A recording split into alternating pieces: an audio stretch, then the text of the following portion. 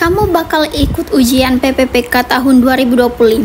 Kalau kamu nggak familiar dengan beberapa tipe soal ini, jangan terlalu pede deh ikut tes PPPK tahun 2025 ini. Halo teman-teman semua, jadi kali ini kita akan menjawab lagi beberapa prediksi soal yang sekiranya akan keluar di tes PPPK tahun 2025 ini ya teman-teman. Oke, mari kita mulai dari nomor 13.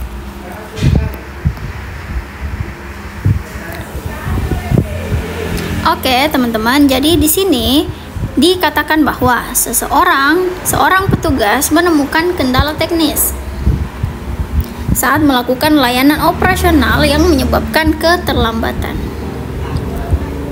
Apa tindakan yang paling tepat di tengah proses pelaksanaan?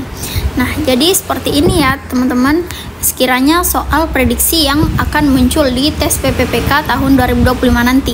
Jadi inti dari pertanyaan ini ialah, sebagai seorang penata layanan operasional, apa yang kalian lakukan di tengah proses pelaksanaan ketika terjadi kendala teknis yang menyebabkan keterlambatan. Nah, di sini ada 5 pilihan jawaban ya, teman-teman. Nah, jadi mari kita mulai seleksi saja ya pilihan jawabannya.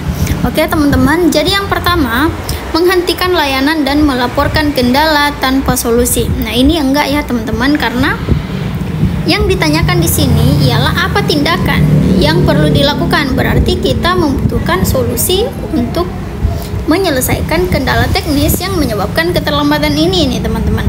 Sehingga kata tanpa solusi itu sangat tidak tepat, sehingga pilihan A itu tidak bisa menjadi pilihan jawaban yang benar. Oke, lanjut ke bagian B, mencari solusi sementara sambil terus melaksanakan layanan.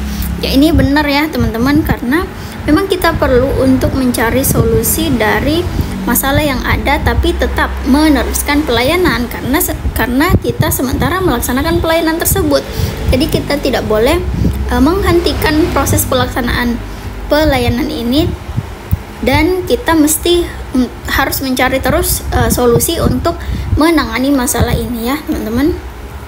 Jadi langkah yang ada di bagian B ini untuk memastikan bahwa operasional itu tetap berjalan sambil mencari solusi terhadap kendala teknis. Pendekatan ini efisien karena tidak menghentikan layanan yang sedang dilaksanakan. Oke. Nah, di bagian C, membiarkan kendala hingga evaluasi di akhir program. Ini enggak juga ya teman-teman, karena kita perlu untuk melakukan tindakan segera di tengah proses pelaksanaan untuk menyelesaikan masalah yang ada. Jadi jangan membiarkan kendala ini terus-menerus terjadi hingga akhir dan mengevaluasinya pas terakhir, itu enggak ya teman-teman. Jadi semestinya layanan itu tetap terus berjalan, kemudian sementara berjalan kita terus mencari solusi, kemudian setelah proses layanan ini berakhir, maka kita melakukan evaluasi kira-kira seperti apa dan apa yang perlu diperbaiki dari proses pelaksanaan program ini. Kayak gitu ya teman-teman. Oke, lanjut lagi di bagian D, mengalihkan tanggung jawab kepada pihak lain. Nah, ini enggak menyelesaikan masalah juga ya teman-teman. Nah, pihak lain yang dimaksud ini belum tentu tahu dengan seperti apa pelaksanaan dari layanan tersebut, kemudian kayak gimana kronologi dari kendala teknisnya, sehingga ketika kita hanya mengalihkan seperti ini, itu justru akan memperumit gitu ya. Kemudian, dan ini juga ya teman-teman, menunjukkan sikap tidak profesionalisme. Karena seharusnya kita yang bertanggung jawab, tetapi mengalihkan tanggung jawab tersebut kepada orang lain. Kemudian yang bagian E, memaksa tim melanjutkan layanan tanpa solusi. Ini enggak juga ya teman-teman, karena kita mestinya harus segera mencari solusi meskipun pelayanan tersebut tetap diteruskan gitu teman-teman. Sehingga pilihan jawaban yang tepat ada pada bagian B, yaitu mencari solusi sementara sambil terus melaksanakan layanan. Jadi teman-teman, Yang teman-teman lihat ini merupakan tampilan dari ebook Mars Entertainment. Teman-teman bisa banget mendapatkan ebook ini mulai dari harga 30 ribuan aja. So teman-teman silakan hubungi nomor admin yang sudah tertera di layar atau mengakses link yang sudah kami cantumkan juga di layar ini. Oke teman-teman, mari kita lanjut ke soal berikutnya ya.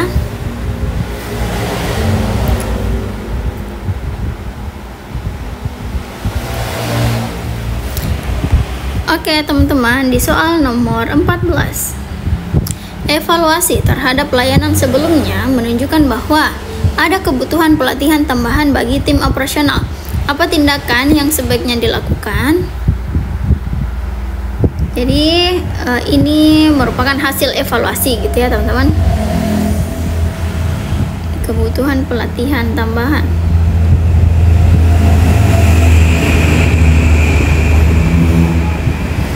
Jadi inti dari pertanyaan ini ialah tindakan apa yang sebaiknya dilakukan.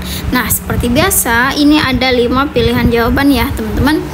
Nah, oke, langsung kita seleksi aja ya pilihan jawabannya. Yang pertama, mengabaikan hasil evaluasi karena tidak mendesak. Ini nggak boleh juga ya teman-teman. Jadi hasil dari evaluasi itu perlu untuk ditinjau kembali apakah hal tersebut benar-benar dibutuhkan atau perlu diperbaiki dan lain-lain. Misalnya kondisi yang seperti ini, evaluasi sebelumnya menyatakan bahwa adanya kebutuhan pelatihan tambahan bagi tim operasional. Berarti artinya untuk layanan sebelumnya itu sistemnya agak amburadul atau tidak sistematis, sehingga tim operasional ini itu merasa membutuhkan pelatihan tambahan agar bisa memaksimalkan kemampuan mereka. Sehingga ketika kita hanya mengabaikan tanpa memberikan solusi atau hal lain selain pelatihan, nah itu tidak boleh ya teman-teman, karena namanya juga evaluasi, berarti hal tersebut ialah hal yang sekiranya dapat memperbaiki pengalaman tidak baik yang terjadi sebelumnya. Kemudian lanjut lagi di bagian B, yaitu mengadakan pelatihan intensif sebelum program berikutnya dimulai. Jadi di bagian B ini pelatihan tambahan yang dimaksud di sini itu dapat membantu meningkatkan kompetensi tim, sehingga tim operasional berikutnya itu tentunya diharapkan dapat berjalan dengan lebih baik ya teman-teman. Sehingga bagian B ini dapat menjadi pilihan yang tepat, karena artinya seorang penata layanan operasional itu meng-ACC istilahnya ya, meng-ACC penambahan pelatihan yang akan diberikan bagi tim operasional agar kompetensinya menjadi lebih baik kayak gitu. Kemudian di bagian C, mengurangi tanggung jawab tim untuk menghindari kesalahan. Nah, ini juga menunjukkan sikap yang tidak profesional ya teman-teman. Karena melakukan hal yang tidak tepat, melakukan hal yang kurang, sehingga tanggung jawabnya perlu dikurangi lagi untuk menghindari kesalahan. Nah, itu nggak betul ya teman-teman. Justru kita harus mengupgrade diri, bukan mendowngrade diri kayak gitu. Kemudian yang bagian D, membuat manual kerja tanpa pelatihan. Nah, ini nggak juga ya teman-teman.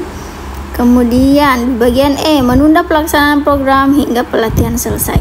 Jadi kalau ini sebenarnya tidak sepenuhnya salah ya teman-teman, tapi memberikan pelatihan tambahan dan tetap sesuai dengan waktu yang sudah ditentukan untuk melaksanakan program itu juga perlu diperhatikan ya teman-teman. Sehingga bagian E ini kata-katanya kurang tepat aja sih teman-teman, dan tidak boleh juga. Jadi pelatihan tetap dilakukan, pelatihan secara intensif